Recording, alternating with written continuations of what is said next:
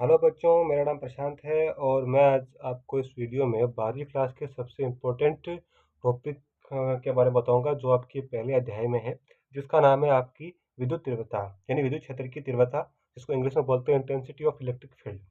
तो ये आपके छोटे क्वेश्चनों में पूछे जाने की ज़्यादा संभावना होती है इसमें। तो आइए बात करते हैं हम कि क्या होती है इंटेंसिटी। इंटेंसिटी का मतलब होता है कि किसी आवेश को किसी एकांक क्षेत्र क्षेत्र से किसी बिंदु पर लाने के लिए किया गया जो फोर्स होता है, जो हम फोर्स लगाते हैं, उसको क्या बोलते हैं? आपकी इंटेंसिटी बोलते हैं। मतलब किसी एकांक आवेश को किसी अनंत क्षेत्र से किसी बिंदु पर लाने के लिए जो फोर्स लगाया जाता है, उसको क्या कहते हैं? आपकी इंटेंसिटी यानी कि तीव्रता कहते हैं। मतलब आप इसको शब्दों में कैसे लिखोगे? आप शब्दों में लिखोगे, यदि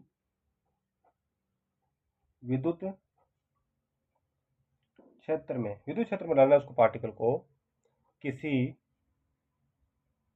यहाँ पे बिंदु मतलब आवेश समझ लेना, बिंदु पर रखे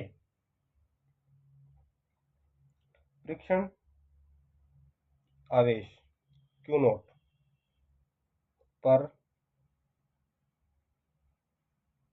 लगाया। ये तो आप यही लिख सकते हो या फिर एक नई नई डेफिनेशन, ये आपको एग्जाम में ये लिखनी है। वो भी आपकी डेफिनेशन है, बट इसको आप लिखोगे तो ज़्यादा इफेक्ट पड़ेगा एग्जाम के ऊपर। यानी आप क्या लिखोगे? किसी विद्युत क्षेत्र में किसी बिंदु पर रखे प्रेक्षण आवेश Q1 पर लगने वाला जो फोर्स होता है, लगने वाला विद्युत जो फोर्स होता है आपका, वो क्या कहलाता है? आपकी इंटेंसिटी कहलाता है। क्या कहलाता है? इंटेंसिटी कहलाता है। मतलब किसको क्यू नोट से लिखा जाता है, या क्यू क्यू से लिख दो, या क्यू इसको वेक्टर, इसको आपको ई से लिख दो।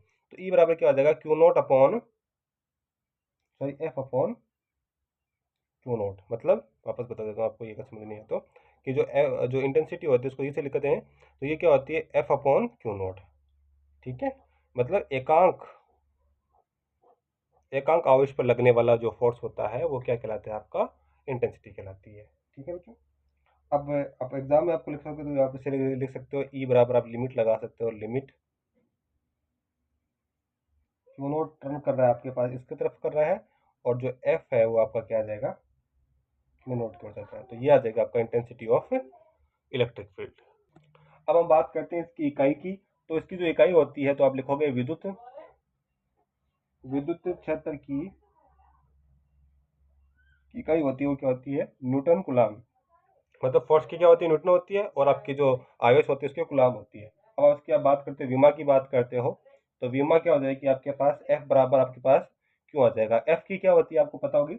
एफ होती है आपकी M1 L1 L2 upon L-2 होती है, अपॉन ई हो जाएगा। तो ये ऊपर चला जाएगा, तो ये आपके पास क्या हो जाएगा? ये हो जाएगा L1, ये L3 L।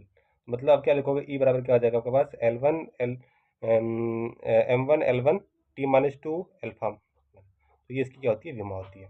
ठीक है। कुछ बुकों में इसके बारे में ये जो है ना, उसको क्या लिखा है? इसको वी अपॉन ये भी लिखा है। तो आप ये भी पढ़ सकते हो, आपके न्यूटन कुलामी मान सकते हो, या फिर आपको वी वी अपॉन एम भी मान सकते हो। ठीक है बच्चों।